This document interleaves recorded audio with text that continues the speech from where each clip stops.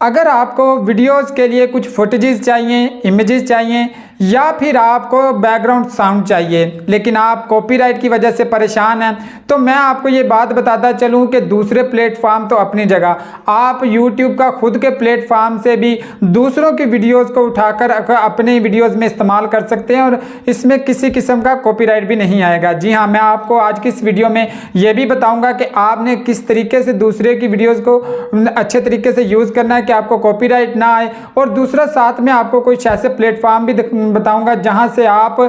Copyright free हैं video footages, images और background music वगैरह वो डाउनलोड कर सकते हैं, और कुछ साउंड इफेक्ट्स भी आपको वहां से इजीली मिल जाएंगे जो आपकी वीडियो को बहुत ही इंटरेक्टिव बना देंगे। वीडियो को स्टार्ट करते हैं, लेकिन उससे पहले लाइक जरूर कर देना और चैनल को सब्सक्राइब कर देना ताकि जो आने वाली वीडियोस है उनका नोटिफिकेशन आपको बर वक्त मिल सके। सबसे पहले हम बात कर लेते हैं कुछ ऐसे प्लेटफॉर्म्स की जिनके ऊपर जाकर आपको ये चीज़ें आसानी से अवेलेबल हों, यानी कि उन पे आपको ना तो एट्रीब्यूट देने की जरूरत पड़े, ना आपको उनको मेंशन करना पड़े, ना ही किसी किस्म की आपको उधर वाटर मार्क मिलेगा। यानी कि अगर अक्सर आप कुछ फुटेजेस वगैरह उठाते हैं तो आपको वहाँ जैसे शटरस्टॉक या इस तरह के कोई वेबसाइट्स हैं वहाँ पे आपको वाटर मार्क मिलेगा, यहाँ पे आपको वाटर मार्क भी नहीं मिलेगा। उनमें सबसे जो बड़ी वेबसाइट यूज़ की जाती है ना वो है pexels.com। Pexels पर आप जब भी जाएंगे तो आपको वहाँ पर वीडियोज़ और उसके साथ साथ दूसरी ऑडियो के भी कुछ बैकग्राउंड म्यूजिक और साथ में इमेजेस वगैरह, मेन आपके ये इमेजेस अगर आपको चाहते हैं या आप वीडियोस फुटेज चाहते हैं किसी भी टॉपिक पे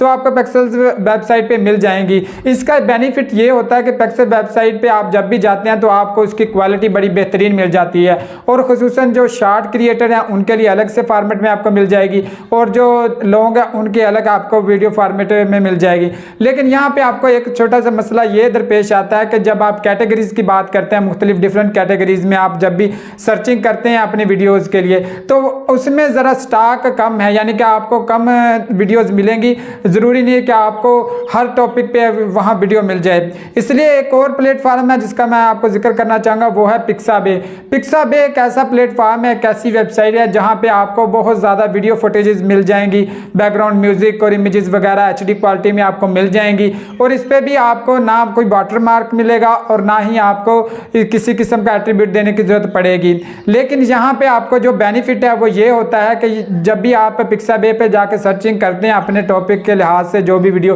तो आपको जो स्टॉक है ना ये वो ज़्यादा मिल जाता है, यानी कि आपको अमूमन अपने हिसाब की जो पिक्चर्स हैं या आपको अपने हिसाब से जो फुटेज हैं वो मिल जाएंगी, साउंड इफेक्ट्स वगैरह। अब बात कर लेते हैं तीसरा बड़ा प्लेटफॉर्म जिसकी आपको शायद इंतज़ार हो, वो है यूट्यूब का खुद का प्लेटफॉर्म। आपने कैसे किसी की वीडियो फुटेजेस है वो यूज़ करनी है। आपने बहुत सारे चैनल्स ऐसे देखे होंगे जो दूसरों का कंटेंट यूज़ करते हैं लेकिन उनको कॉपीराइट नहीं आता, जिनमें आपके मोटिवेशनल्स है ना जो वीडियोज़ है उनमें तो खासकर ये चीज़ इस्तेमाल होती है कि दूसरों का कंटेंट तो यूज़ किया जाता है। छोटी छोटी आपने ये भी देखी होंगी कि मूवी क्लिप्स में से भी कुछ क्लिप्स है फनी साउंड इफेक्ट्स वाले वो भी डाले होते हैं, लेकिन आपको कॉपीराइट नहीं आता। उसकी मेन रीज़न ये होती है कि जो फेयर एंड यूज़ पॉलिसी है ना यूट्यूब की, वो आपको ये कहती है कि अगर आपने किसी अच्छे मकसद के लिए कंटेंट क्रिएट किया है तो आप किसी का कंटेंट यूज़ कर रहे हैं तो उसको 15 सेकंड से यानी कि कम अगर आप उसकी कोई वीडियो फुटेज वगैरह यूज़ करते हैं तो आपको नहीं कॉपीराइट आएगा। लेकिन इसमें एक चीज़ ध्यान में रखनी है, जब भी आपने किसी का कंटेंट यूज़ करना है तो इंडिविजुअल का ना करें,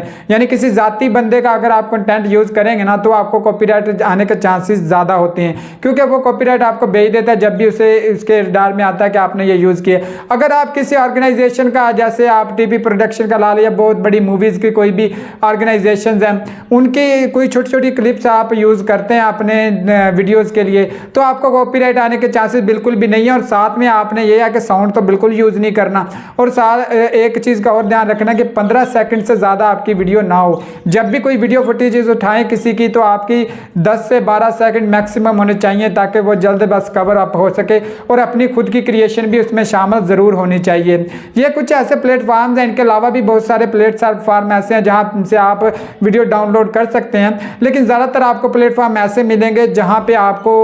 या तो वाटर मार्क मिलेगा, या फिर आपको